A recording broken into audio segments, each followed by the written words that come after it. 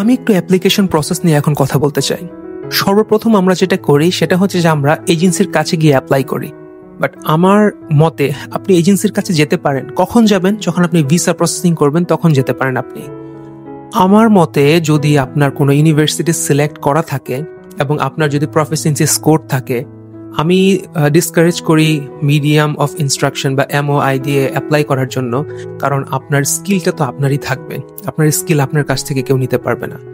So যেটা আমি বলতে চাচ্ছি সেটা হচ্ছে যে সর্বপ্রথম আপনি আপনার রিলেটেড ফিল্ড কিংবা আপনার জব রিলেটেড ফিল্ড এক্সপিরিয়েন্সটাকে কাজে লাগিয়ে আপনি একটা সাবজেক্টে অ্যাপ্লাই করবেন একটি হাই র্যাঙ্ক ইউনিভার্সিটিতে, এবং সেখানে অ্যাপ্লাই করলে তারা সর্বপ্রথম আপনাকে একটি কন্ডিশনাল অফার লেটার দিবে। সেই কন্ডিশনাল অফার লেটারের পরে আপনাকে এটাকে আনকন্ডিশনালে কনভার্ট করতে হবে।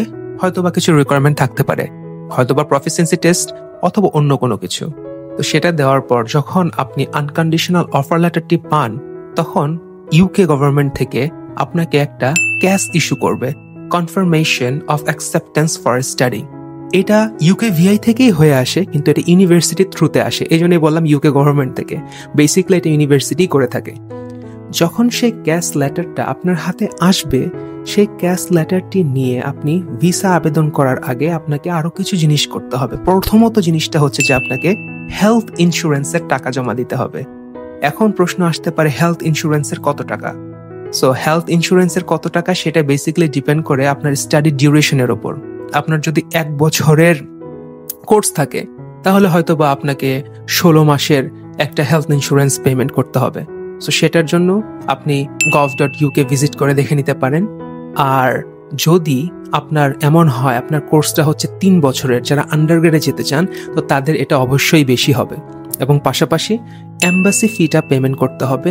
এম্বাসি ফিটা পেমেন্ট করার পর আপনাকে একটা স্লট বুকিং করতে হবে বায়োমেট্রিকের জন্য, যেখানে আপনি আপনার ফিঙ্গারপ্রিন্ট এবং ওভারঅল সব ডকুমেন্ট নিয়ে গিয়ে আপনি সেটা ফেস করবেন।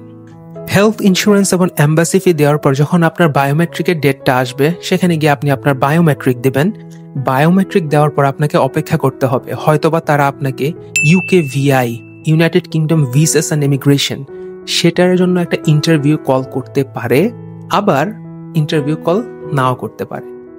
আমি একটা জিনিস একটু এড়িয়ে গিয়েছিলাম, সেটা হচ্ছে যখন আপনি ক্যাশ লেটারটি পাবেন তখন কিন্তু ইউনিভার্সিটি থেকে আপনাকে ইন্টারভিউ নেওয়া হবে। হতে পারে এটা আপনার ডিরেক্ট প্রফেসরের সাথে, অথবা হতে পারে এটা আপনার AI বেসড ইন্টারভিউ হতে পারে। It depends on university. কিন্তু এটা যদি AI ভিত্তিক হয়েও থাকে, এরপরেও এই ফাইনাল অ্যাসেসমেন্টটা সেই ইউনিভার্সিটির একটা নির্দিষ্ট ডিপার্টমেন্ট থেকেই হয়ে থাকে। সো আপনি যখন ইউকেভিআই ইন্টারভিউটা দিবেন, বা ইউকেভিআই ইন্টারভিউ যদি আপনার না হয়ে ডিরেক্ট ভিসা মেলও এসে পড়ে, তাহলে আপনার ভিসাটি হয়ে যাবে। আর ভিসাটি হয়ে যাওয়ার পর আপনাকে একটা নির্দিষ্ট টাইম ফ্রেমের মধ্যে বেঁধে দেওয়া হবে যে এই সময়টুকুর মধ্যে আপনাকে ফ্লাই করতে হবে। তারপর সবকিছু গুছিয়ে আপনি চলে যাবেন আপনার গন্তব্য ইউকেতে। আজকের এই ভিডিওতে আমি শুধুমাত্র একটি ওভারভিউ নিয়ে আলোচনা করলাম এবং খুব সংক্ষিপ্তভাবে প্রসেসটা বললাম যে কিভাবে কি করতে হয়। আমার ভিডিওটি যদি ভালো লেগে থাকে, so you can subscribe and you can comment as well. So আমি চাইবো আপনাদের সাথে আমার সেই অভিজ্ঞতাগুলো শেয়ার করতে, যেটা আপনাদেরকে অনেক বেশি হেল্প করবে, এবং পার্টিকুলারলি ফর দোজ যারা একাডেমিক্সে ইন্টারেস্টেড এবং যারা শুধুমাত্র পড়াশোনা করার জন্যই ইউকেতে আসতে চায়। সো আবার কথা হবে সবার সাথে। সবাই ভালো থাকবেন। বাই।